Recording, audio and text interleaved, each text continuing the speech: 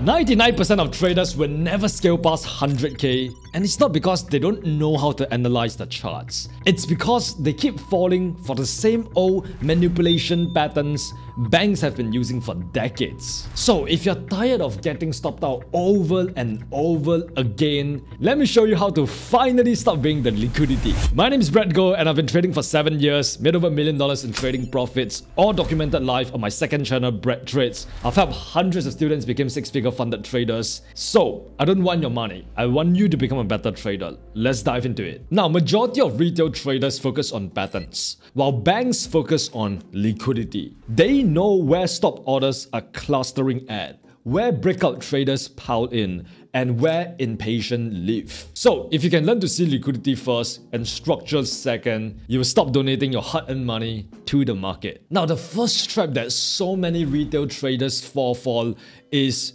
selling when you see a double top and buying when you see a double bottom. After all, this is what the textbooks, the YouTube videos, the free information online is telling me to do. Well, if the information is free, then you are the product. These patterns are there to induce you to enter early so that you can become the liquidity, so that you can donate your hard-earned money to me, right? So equal highs and equal lows, they are essentially what I call magnets, right? Magnets for liquidity. A lot of times when a retail trader sees a double top just like this, they enter for a sell right here and they place their stop loss below the equal highs. And this generates available liquidity. Later on, you will see price spike all the way up there, sweep all the available liquidity, right? And then cause price to continue going down even further. Well, this is not a breakout. This is simply a liquidity sweep. Now, using this example that I've shared with you on the charts right here, let's look at what happened here.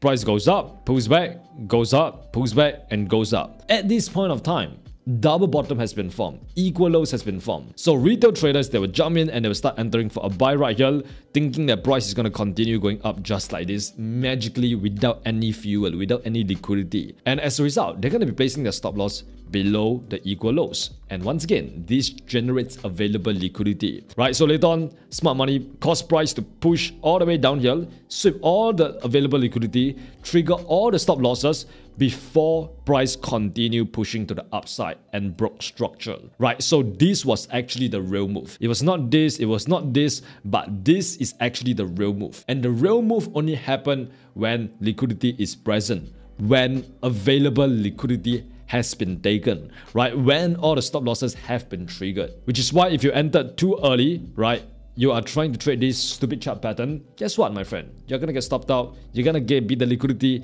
and you're gonna lose your hard-earned money, and you're gonna complain about how the market is manipulated. Yes, it is bloody manipulated. And if you can't see the manipulation, then you are gonna become the victim of the manipulation. So after price continue going up here, look at what happened next. Price goes down, goes up, goes down, pulls back once again. Magically, double bottom is formed, right? So retail traders enter for a buy right here, just for later on, price comes down, sweep the liquidity, sweep the lows before the real move actually happens. Now, your job is not to try to predict the liquidity sweep. It's to trade the reaction after the liquidity sweep. Because after the liquidity sweep, it pretty much tells us that institutions have pretty much stepped into the market, right? So if you want to trade with the institutions, we want to follow them, right? We want to follow them, which is why we want to trade the reaction after the initial liquidity sweep. So for example, in this case, price sweep liquidity from these lows, right? Which means that this entire area right here, it's an institutional demand zone, right? Because this is the price point where institutions actually look for longs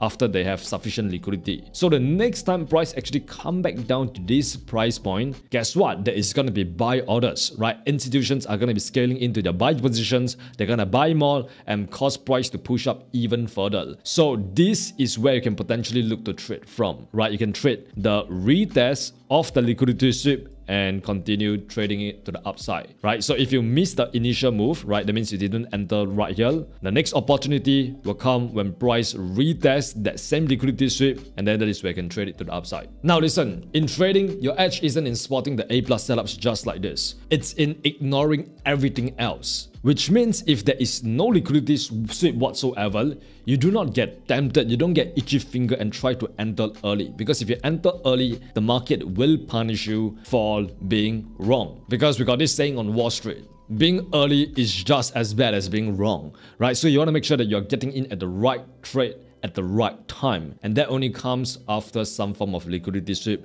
and ignoring any other setups that doesn't have liquidity sweeps. Now, the next phenomenon that I want to discuss is inducements. Inducements are basically a tiny break designed to bait breakout traders or reversal traders to enter early, right? It's like a trap laid by smart money to entice retail traders to get in early just so that they can build available liquidity for them, right? So in this particular case, what happens that price comes down? Guess what? We have beautiful equal lows again.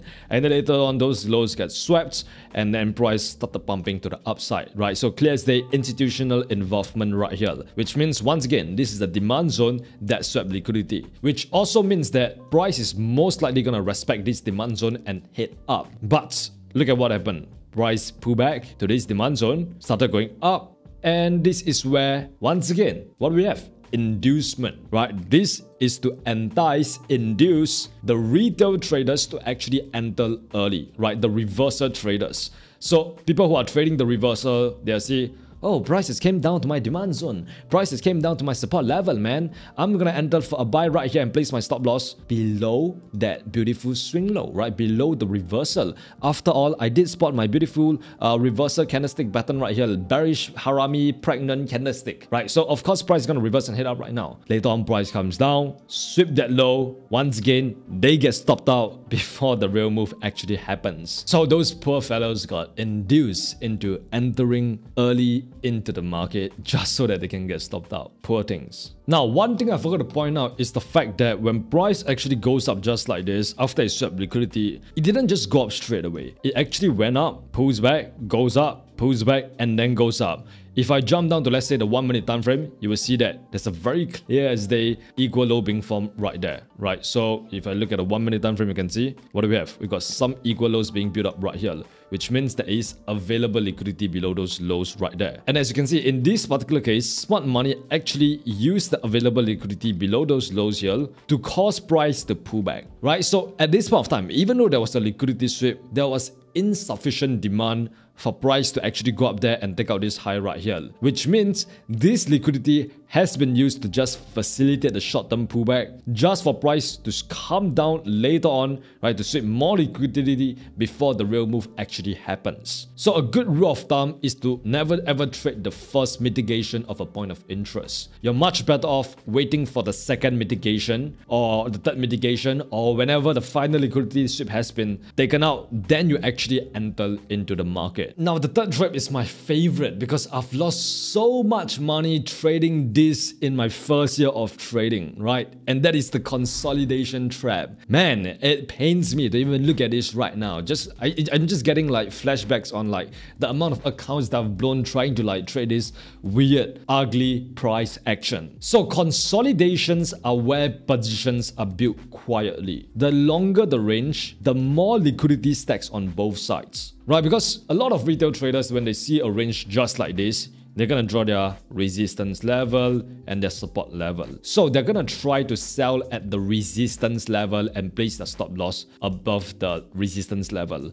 Or when price starts reversing upwards at the support level, they're going to try to buy this and place their stop loss below the support level, right? So this is how they will trade the range. And a lot of times what happens is that price will break out of the resistance level, right? Stop them out before coming back down here. And then sometimes it doesn't even get to the support level and it starts reversing, right? So now they are just wondering like, what the hell is going on? And the classic consolidation manipulation trap happens when price actually breaks out of the consolidation. But this is not the real move, right? This is just so that you can harvest all the stop loss that was placed above the resistance level. And then later on, price comes back into the box and then it runs to the other side. And this is actually the real move, right? So all of the retail traders, all of the breakout traders who are trying to trade the break of the consolidation, they enter for a buy right here the minute it broke off the box, just so that once again they can get stopped out as price reverse against them. And this is the real intent of smart money. So the market basically consolidated to build up available liquidity, while institutions are pretty much stacking their orders, right? They're just like looking to scale in. And then we got a quick fake breakout just like this, right? To once again stop out all the retail traders. And maybe this is where smart money start getting in as well. And then return inside the consolidation. And then we got the real expansion on the other side. If you can't spot the liquidity, then you are the damn liquidity, my friend. So it's so much better for you to just do not trade the consolidation at all, right? And just wait for the first breakout and automatically define that as a first breakout and wait for the market to show you the real move, right? Wait for it to show you the real directional intent. Then you can trade that particular move instead. So always trade the second move, not the first, because the first move pays influencers and the second move pays professional traders. The next trap is the news manipulation trap. So whenever there's like a high impact news, be it CPI, consumer price index, non-farm payroll, NFP, FOMC, or whenever the Fed Jerome Powell speaks, the price tends to spike up or down by 100 pips, right? So there's a lot of like volatility and liquidity in the market when the news actually get announced. And that is the best time for smart money to actually manipulate the markets. That is where you will see a lot of retail traders, or aka professional gamblers, lose their hard-earned money. Look at this example right here on GBUSD. So at around 2 a.m. Singapore time, FOMC was supposed to come out, right? So we know that at around 2 a.m. we can expect like a sharp spike up or down. All right, we never ever know whether it's going to be up or down, right? It's like even though the news can be good, price can still go down. Even though the news is bad, price can still go up, because it's all about the perception of the news. It's all about how the market reacts to the news rather than the news itself. So notice how quiet the market is before the news actually comes out, right? So you can see this tiny little candlestick. It's just like going sideways, just like this. Not much momentum, not much pressure in the market whatsoever. This is when liquidity is being built up, right? Above the range or below the range. Because retail traders got this gambling mentality where they want to try to gamble the news, right? They want to try to like flip their small account into thousands of dollars when the news actually comes out. So as a result, what will happen is that in this range itself, they'll place like a sell order right here, and they'll place a buy order right here. So depending on when the news comes out, right, that is where the order will get triggered, right? So if price actually goes up, that's where the buy order get triggered, and then they can make a lot of money if price actually continue going up. And then if price decides to go down when the news comes out, then that is when they can make us a lot of money as well as the price continue crashing down. But what we fail to realize is the fact that a lot of times news can create whipsaw effects, right? Which means price can go up and then just starts crashing down. And as a result, your buy order will get triggered, your sell order will get triggered, and you are going to be in red on both positions. But anyways, that's another topic for another day. So what happened right here is that when the news come out around 2 a.m.,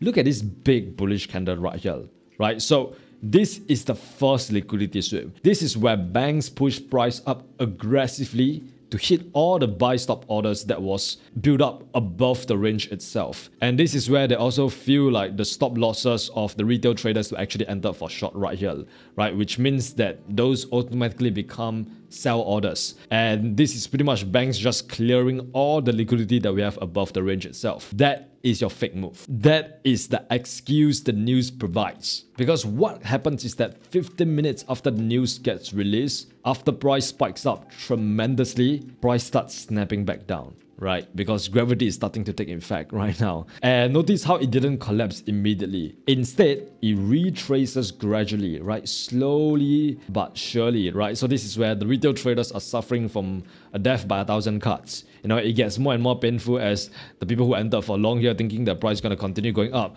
starts losing their profits, right? And then they eventually starts getting into the red, and then eventually price just come all the way down here and just did this huge 180 reversal. This is what I call the fast liquidity sweep and the slow drift pattern, because this is the phase where institutions are unwinding their long positions and they are repositioning. Because you must understand, the reason why they have so much selling pressure, selling momentum in the market is because they managed to clear all the liquidity that we have above those highs by inducing this fake little move to the upside. Once liquidity above has been cleared, price breaks structure and begin the massive sell-off. This is the real move, right? This is the second move once again, and this is where smart money enters. So pro tip, if you want to trade the news, do not try to be a hero, right? Wait for at least 15 to 30 minutes after the news release, then look for where smart money are positioning themselves, and then try to trade in that real direction instead, right? Don't try to trade immediately after the news, because this is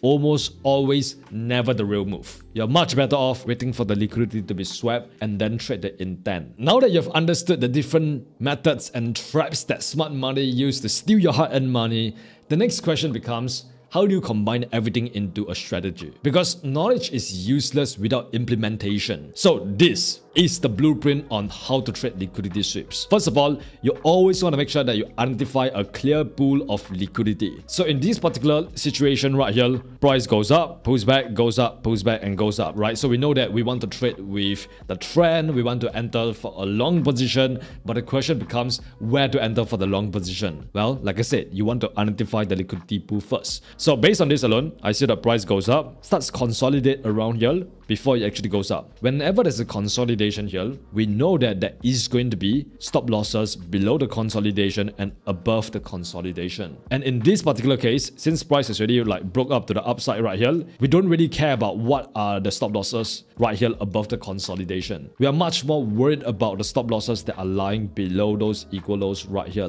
because this will probably give us the liquidity we need to get the real move to the upside. And also right here, I've marked up two demand zones, right? The extreme demand zone and the near demand zone right here. And now we do nothing until price eventually pull back to those demand zones. Alright, so once price mitigate the first demand zone, the question you want to ask yourself is, has liquidity been swept? Because like I mentioned earlier, you never ever want to get involved on the first move, right? On the first move right here, it's almost always just an inducement to entice retail traders to actually enter early right here, right? So a lot of retail traders, they will happily jump in right here and place their stop loss below these lows right here, just for them to get stopped out later on. Ta-da, right? So you never ever get involved on the first move itself.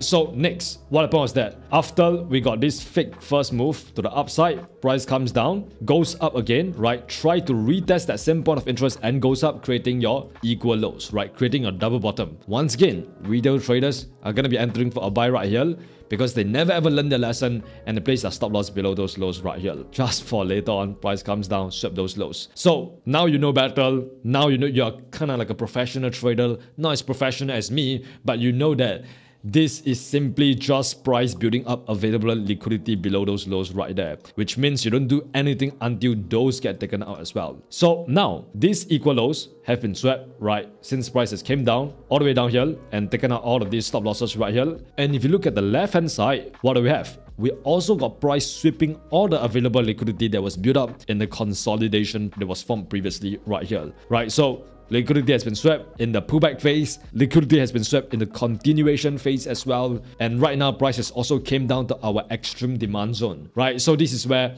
all the bells in the universe are ringing for you to actually enter for a buy position, all right? So this is where you can potentially start looking for entry, because now we know that smart money have sufficient liquidity for price to go up, and then we can trade the continuation to the upside. So at this point of time, if you are aggressive, right, you can immediately enter for like a buy right here, right? Because like I said, you already got all the liquidity sweep, and then you can place your stop loss below the candle, right? The liquidation candle. The liquidation candle is basically the candlestick that have closed below all of this liquidity sweep right here, which I deem as this candlestick right here, right? So you place your entry right there, enter upon the closing of the liquidation candle, and then you place your stop loss below the candle itself, right? Just like this. And then you try to target, let's say like 2R or 3R. Let's say like just 3R, just like this. Okay, so later on, price starts going up, right? Starts going up massively, right? Starts pulling back, and eventually it goes down and smash your TP just like that before we get another giant liquidity sweep right here and price push to the downside, right? So anyways, You got out, lucky you got out right here at 3R, right? And the reason why I place my take profit right here is also, look at this. This is the next supply zone, right? So price pretty much gravitated towards this next supply zone,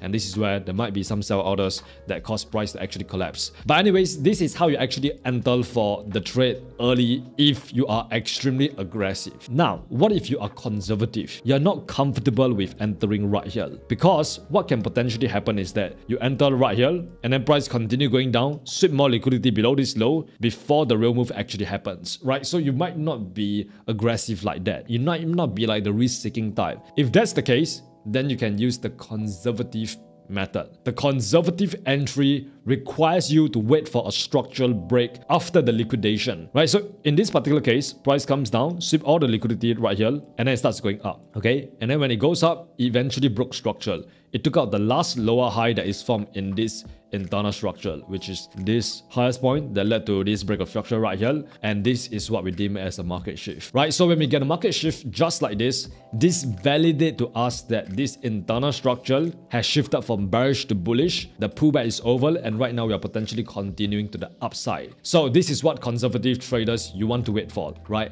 After the liquidity sweep, you wait for the market shift to confirm to you that internal structure has shifted bullish. And then the last step is to wait for the retest, right? Wait for the retest of the point of interest that swept liquidity, right? So in this particular case, we see that this is the entire consolidation, right? That led to price going to the upside. So we can actually draw our entire demand zone right here. So this is the demand zone that led to this market shift right here. So what you can do is, after the market shift, wait for price to retest the demand zone right here, the demand zone that swept liquidity, institutional demand zone, and then you look to play the continuation just like this to the next supply zone, right? Or to keep it mechanical, keep it at 2.6R or 3R, just like this. And in this particular case, unfortunately, price starts crashing down, right? So if you do want to actually be conservative, you're much better off like really refining your entries, right? Like something like this, and you would have TP before the market actually starts crashing. And the interesting thing that I want you to notice is what happened. Why did price actually got so much momentum to push all the way up just like this? Why is there such an insane move just like this? Well, it came because there was a liquidity sweep, right? Because what happened was that when price goes up here,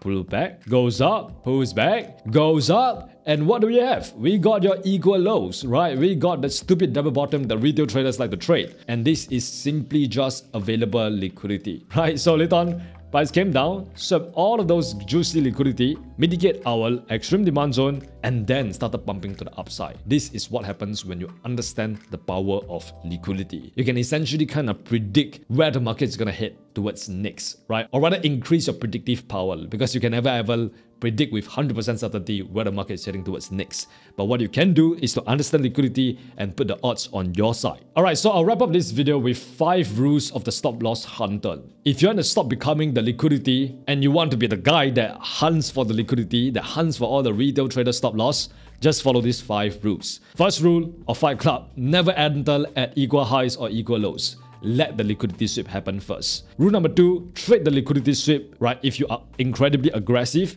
and if you're conservative, you are much better off trading the break of structure, the market shift, and the retest after the liquidity sweep itself. Rule number 3, the first move after the news is for clearing. It's for the smart money to clear all the stop losses so that they got sufficient fuel for the real move, which is the second move. The second move is for direction, is for intent. And the fourth move is that you want to journal every single sweep that you traded. Tag it and review it weekly. Because the only way you can get competent and proficient at spotting liquidity is by constantly exposing yourself to as much liquidity as possible and learning about it, right? And just like relentlessly just ensuring that you study every single one of those liquidity sweep that you have traded and find out how could you refine your entries next time, how could you spot this liquidity sweep a little bit earlier next time, how could you get like a higher risk to reward next time. And last but not least, accept that trading is not a game of certainty, it is a game of probabilities, which means that you will never ever know when is the final liquidity sweep, right? A lot of times we can see, okay, liquidity has been taken out right here, liquidity has been taken out right here, but then price still continue going down to grab more liquidity before the real move actually happens. And ultimately, It just depends on whether there is sufficient fuel in the market for the real move to actually happen, right? For the smart money to actually cause price to explode to the upside. And what we can do as professional traders is to really try to master liquidity to put the odds in our favor, right? To ensure that we are playing a game where we are not just blindly losing to the smart money. And as the saying goes, if you can't beat them, join them. And understanding liquidity is the first step to joining the smart money, is to join the fight club. Last but not least, I just want to say that price action manipulation is not magic. It is simply human behavior at scale. Because the market conditions might change, the markets might change, the players might change, the rules might change, but one thing that would never ever change is human nature, human emotions, and human psychology. And that is exactly why whatever I've shared with you will work for the next 10 years, even the next 50 years, because these are principles that have stood the test of time. So learn where liquidity hides, wait for the liquidity sweep, wait for the structural confirmation, wait for price to retest if you're conservative, and then finally make your entry. But do not ever rush to get in, because the fastest way to blow up is to try to win faster. So if you've learned something from this entire video, which is honestly just simply the tip of the iceberg, feel free to check out this next 10-hour course that I've created. Right, this will help you understand more about liquidity, inducements, and how to trade like a professional. Right, so check it out, it's for free. And as always, remember, you're just one trade away. Let's get it.